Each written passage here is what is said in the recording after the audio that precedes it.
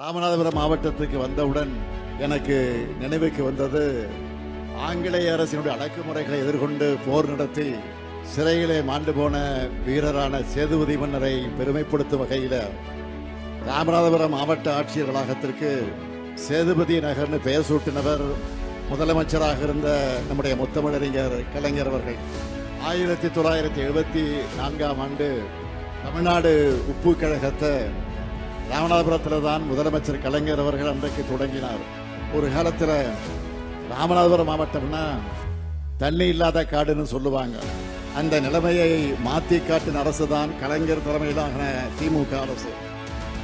இந்த அடியேன் அன்றைக்கு உள்ளாட்சித்துறை அமைச்சராக இருந்த காலகட்டத்திலே தான் ராமநாதபுரம் மாவட்டத்தில் குடிநீருக்காக தவிச்ச மக்களுக்கு 616 கோடி ரூபாய் மதிப்பீட்டில் காவிரி கூட்டுநீர் திட்டம் கொண்டு வரப்பட்டது.